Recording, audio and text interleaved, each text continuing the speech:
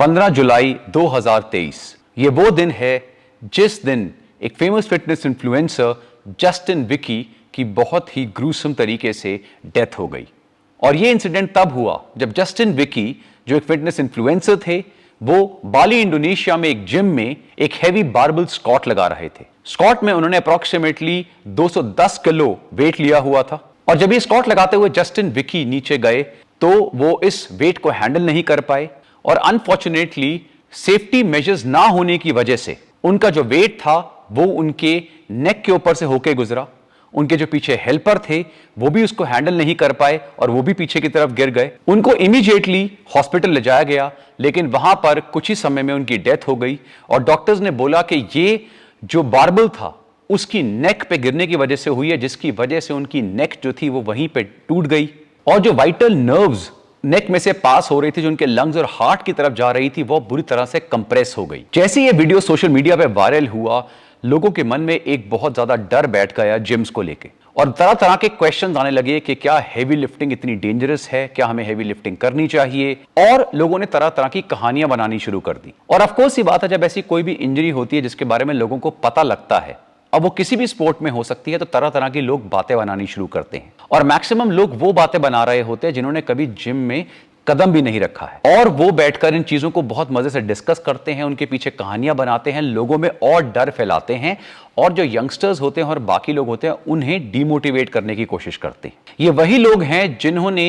Heart attacks का link gym से कर दिया था और आज की डेट में ये इंजरीज का लिंक जिम से कर रहे हैं। तो जो भी इनको चीज मिलती है उसका लिंक ये किसी भी तरीके से किसी भी चीज से निकाल सकते हैं। लेकिन मैं आप लोगों को एक चीज बताना चाहूंगा, जो भी मेरे व्यूअर्स हैं, जो ह्यूमन बींग्स है ना, उन्होंने मिलियंस ऑफ ईयर्स से जो बाकी स्पीशीज को और वो स्पीशीज जो उनसे बहुत स्ट्रांग थी, बहुत फास्ट थी, उन सबको हराते हुए सबसे डोमिनेंट स्पीशीज की जो प्लेस ली है वो इसलिए ली है क्योंकि ह्यूमन माइंड जो है वो कॉन्स्टेंटली अपने को फिजिकली और साइकोलॉजिकली चैलेंज करता आया है। अगर ऐसा नहीं होता तो जो भी ह्यूमन फीट्स पिछले हजारों सालों में, लाखों सालों में अचीव करी गई हैं वो कभी नहीं करी जाती। जो इन्वेंशंस, जो इनोवेशंस हुई हैं वो कभी भी नहीं होती। चाहे हम वर्ल्ड की हाईएस्ट पीक्स को क्लाइंब करने की बात करें, फास्टेस्ट स्प्रिंट्स भागने की बात करें, एक्सट्रीम एंड्योरेंस एक्सरसाइजेज में एंगेज करने की बात करें, डीप साइंटिफिक और टेक्नोलॉजिकल रिसर्च की बात करें, ये सारी वो चीजें हैं जो हमें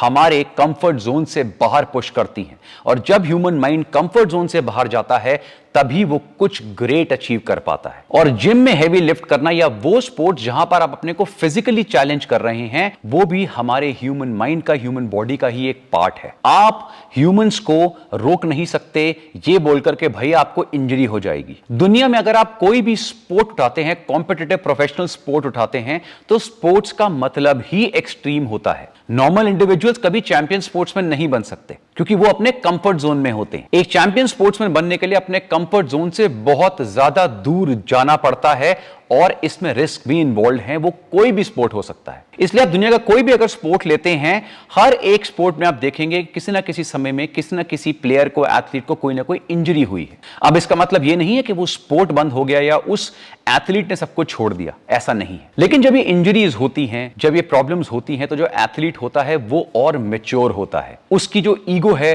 वो डाउन होती है और उसे समझ में आता है कि आने वाले समय में किस तरह से उसे मैच्योरिटी के साथ ट्रेनिंग करनी है। और यही चीज दुनिया में हर जगह पे है जहां पर हम कैलकुलेटेड रिस्क की बात करते हैं। देखिए, ब्लाइंड जोश में और कैलकुलेटेड रिस्क में फर्क होता है। तो जिम में जब मैं हेवी लिफ्ट्स की बात करता हूं तो स्पोर्ट्स जैसे कि पावर लिफ्टिंग या वेट लिफ्टिंग वगैरह हुए या बॉडी बिल्डिंग हुए जिसमें आप एक्सट्रीम हेवी लिफ्ट्स कर रहे हैं, तो ऐसा नहीं है कि आने वाले समय में वहां पे इंजरीज नहीं होंगी, बिल्कुल होंगी। लेकिन एक तरीका होता है इंजरीज को मिनिमाइज करने का, जिसे हम कैलकुलेटेड रिस्क कहते हैं। और इसीलिए जितने भी मैच्योर स्पोर्ट्समैन होंगे, मैच्योर लिफ्टर्स होंगे, वो हमेशा आपको बोलेंगे कि जिम में ना अपनी ईगो को चेक में रखिए, ईगो को बाहर छोड़कर आइए। आप अगर एक्सट्रीमली हेवी लिफ्ट कर रहे हैं कोई प्रॉब्लम नहीं है, क्योंकि एक्सरसाइज फिजियोलॉजी का बेसिक प्रिंसिपल है प्रोग्रेसिव ओवरलोड। और ऑफ कोर्स ये बात है कि अगर आप कुछ ऐसे स्पोर्ट्स में इन्वॉल्व हैं, एंडेवर्स में इन्वॉल्व हैं जहां पर आपको एक्सट्रीम हेवी लिफ्ट करनी पड़ती है, तो उसको करने का एक तरीका होता है। ऐसा नहीं है कि 2 महीने की ट्रेनिंग के बाद आप सडनली एक्सट्रीम हेवी लिफ्ट करना शुरू कर देंगे, ऐसा नहीं है। उनमें सालों लगते हैं और उन सालों में आप बहुत कुछ सीखते हैं,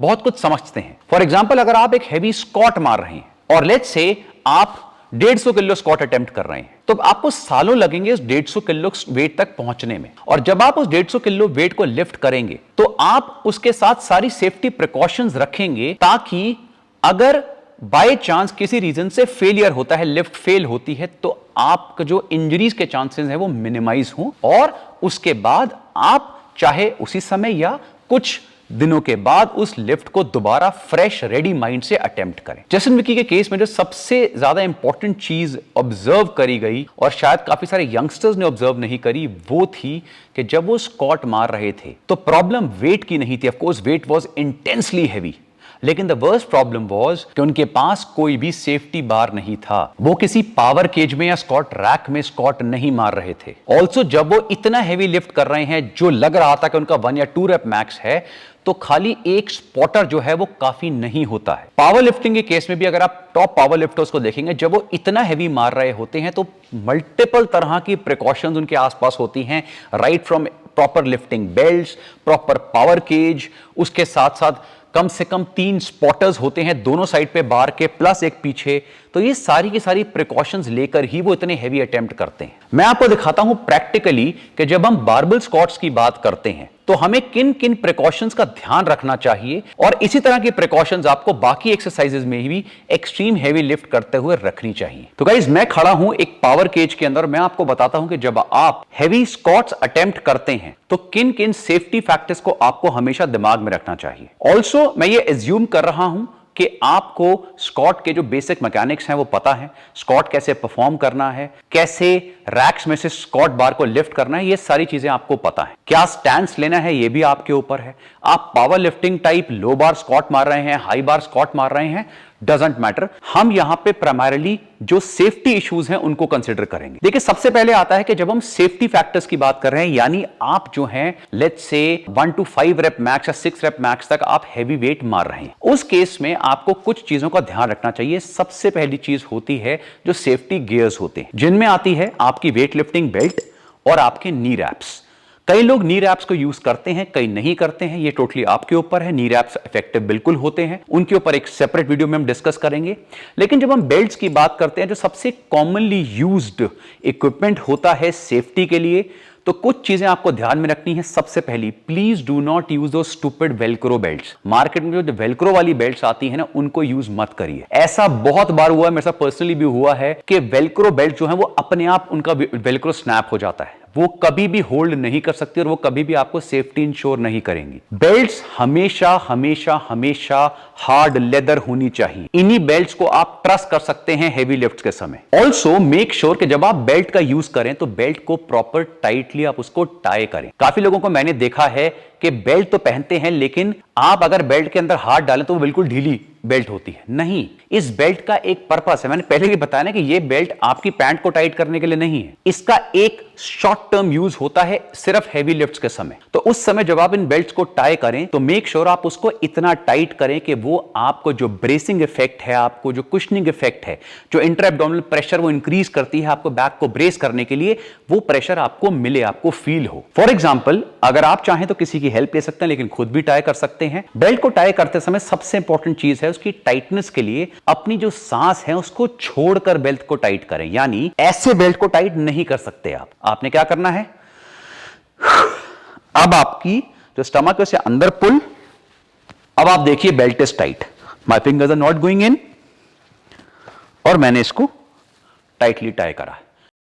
ये टाइटनेस बहुत जरूरी है लिफ्ट करते समय। तो ये था पहला सेफ्टी एस्पेक्ट। जो सेकंड सेफ्टी एस्पेक्ट आता है वो आता है बहुत ही इंपॉर्टेंट हेवी लिफ्ट्स में, दैट इज वल्सल्वा मैनूवर या ब्रेसिंग। देखिए, जब भी हम बेसिक लिफ्ट को समझते हैं, सीखते हैं, तो उनका एक ब्रीदिंग पैटर्न होता है। अगर ब्रीदिंग पैटर्न को हम बेसिक तरीके से समझें तो जो आपका कंसेंट्रिक मूवमेंट होगा, पुश मूवमेंट होगा, उसमें आप हमेशा ब्रीद आउट करेंगे। इसको और बेसिक तरीके से समझने के लिए लेट्स से आप एक पंच मार रहे हैं, तो आप जब पंच मारते हैं तो आप पंच सांस अंदर लेके नहीं मारते, आप बाहर लेके मारते हैं।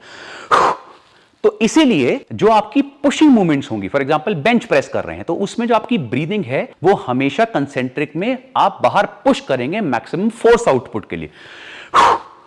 सेम चीज स्क्वाट में आती है। और जब आप पुलिंग मूवमेंट करेंगे तो जो आपकी पुलिंग मूवमेंट है वो कंसेंट्रिक मूवमेंट होगी, तो उसमें फिर आप ब्रीद आउट करेंगे। हाउएवर, ये पैटर्न बेसिक समझने के लिए बिल्कुल ठीक है, लेकिन जब हेवी लिफ्ट्स होती हैं तब आपका ब्रीदिंग पैटर्न इस तरह से नहीं हो सकता। उस समय वल्सल्वा मैन्यूवर यूज होता है, ब्रेसिंग यूज होता है, ताकि उस एयर को आप अंदर ट्रैप करें अपने एब्डोमिनल में, और वो जो एयर है वो आपकी बैक को एक कुशनिंग इफेक्ट दे, वही चीज जो बेल्ट परफॉर्म कर रही है। तो आपने देखा होगा कि बहुत सारे लिफ्टर्स जब वो हैवी लिफ्ट करते हैं तो लिफ्ट परफॉर्म करने से पहले वो अपने को पूरा ब्रेस करते हैं और वो वल्सल्वा मैन्यूवर करते हैं। किस तरह से मैं आपको दिखाता हूं, एम्प्टी बार पे हम देखते हैं। तो मैं एक हाई बार स्क्वाट करने जा रहा हूं। अब इस समय आप एज्यूम करिए कि मेरे पास जो वेट है वो हैवी है। तो इस समय मैं क्या करूंगा, मैं अपने को प्रॉपर्ली ब्रेस करूंगा वल्सल्वा मैन्यूवर के थ्रू। किस तरह से, नीचे जाने से पहले मैं ब्रीदिंग कुछ इस तरह करूंगा,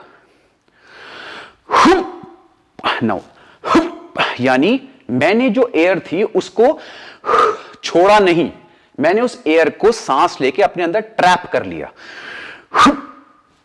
अब यहां पर इस एयर को जब मैंने ट्रैप करा तब मैं इसकी मदद के थ्रू नीचे जाऊंगा।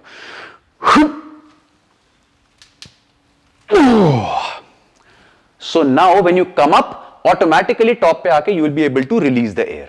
वल्सल्वा मैन्यूवर के ऊपर मैं एक सेपरेट वीडियो बनाऊंगा, उसमें मैं आपको और डिटेल में समझाऊंगा। लेकिन अब हम आते हैं थर्ड एस्पेक्ट की तरफ, और वो है सेफ्टी बार्स। देखिए, जब भी आप स्क्वाट परफॉर्म करते हैं तो 3 तरह के इक्विपमेंट आपको बारबल स्क्वाट्स में मिलेंगे। एक होता है जो बेसिक आपको सबसे बेसिक जिम्स में मिलते हैं, जो 2 स्टैंड्स होते हैं जिनके ऊपर बारबल प्लेस होता है।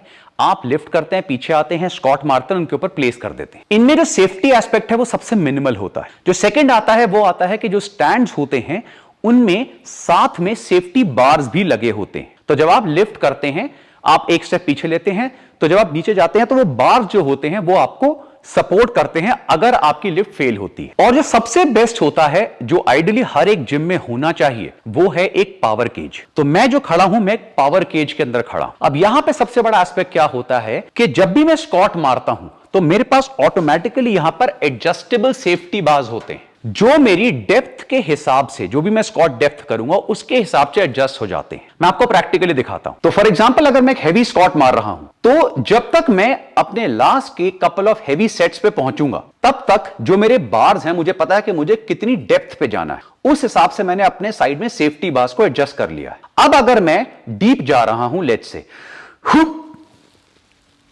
अब यहां पर फॉर सम रीजन मेरी लिफ्ट फेल हो जाती है, तो उस समय सेफ्टी बार्स जो है वो मुझे नीचे गिरने नहीं देंगे। जो बार है वो अपने आप इस पे लॉक हो जाएगा। अब एक क्वेश्चन आता है कि सर, मेरे जिम में सेफ्टी बार्स वाला स्क्वाट रैक नहीं है या पावर केज नहीं है, 2 स्टैंड्स हैं, तो मैं क्या करूं? देखिए, इसका मतलब ये नहीं है कि आप हेवी लिफ्ट नहीं कर सकते, लेकिन जैसे मैंने आपको बताया कि सेफ्टी फैक्टर्स, कि आपको स्क्वाट परफॉर्म करना कैसे है, वल्सल्वा मैन्यूवर आपको कैसे करना है, आपको अपने सेफ्टी गियर्स कैसे यूज करने हैं, प्लस जब भी आप एक्सट्रीमली हेवी लिफ्ट करते हैं, मेक श्योर कि स्पॉटर जो है वो आपके पास हो, पीछे आपके स्पॉटर खड़ा हो। हाउएवर, एक चीज मैं आपको बताना चाहूंगा, इसको जरूर याद रखना, जनरली ये चीज बहुत सारे यंगस्टर्स जो हैं वो निग्लेक्ट करते हैं। अब लेट्स से आप एक हैवी स्क्वाट मार रहे हैं, इररिस्पेक्टिव कि आपके पास पावर केज है या नहीं है। एक चीज आपको याद रखनी बहुत जरूरी है, और ये याद रखनी जरूरी है स्पेशली जब आपकी लिफ्ट फेल होती है। और यहीं पर जो जस्टिन विकी है उसके साथ वो प्रॉब्लम हुई है, और बिलीव मी ये चीज मेरे साथ हो चुकी है, इसलिए मैं आपको बता रहा हूं। देखिए, क्या होता है कि जब आप हैवी स्क्वाट मारते हैं और अगर लिफ्ट फेल होती है तो आपको यह पता होना चाहिए कि आपको वेट को पीछे फेंकना है, आगे नहीं। यह बहुत इंपॉर्टेंट है, आपको वेट को छोड़ देना है। Now I will show you how. Let's say मैंने स्क्वाट मारा और मैं यहां पर नीचे गया। अब यहां पे मेरी लिफ्ट फेल हो गई। लिफ्ट फेल, जहां पे आपको लगे कि मैं नहीं उठ पा रहा हूं, मेरी लिफ्ट फेल हो गई है, वहां पर आपको कुछ नहीं सोचना है। उस समय वो सोचने का समय नहीं है, पता भी नहीं लगेगा कब आपकी इंजरी होगी। तो उसका सबसे बेटर तरीका क्या होता है कि इमीडिएटली जो भी आपका वेट है उसे पीछे फेंक दे। अगेन, आगे नहीं, वो आपकी नेक पे से नहीं निकलना चाहिए, जो जस्टिन विकी के साथ हुआ है। वेट को हमेशा पीछे रिलीज करें, जिससे आप इंजरी से बच जाएंगे। ये चीज आप हमेशा ऑब्जर्व करेंगे जब वेट लिफ्टर्स वगैरह भी कंपटीशन में वेट्स लिफ्ट करते हैं, और अगर उनका फेलियर होता है तो इमीडिएटली वो वेट को ड्रॉप कर देते हैं। वो किस तरह ड्रॉप करते हैं, आप पावर लिफ्टर्स को देखिए वो किस तरह ड्रॉप करते हैं। वो सारे पीछे छोड़ते हैं वेट को, या जो वेट लिफ्टर्स होते हैं वेट को एकदम आगे फेंक देते हैं।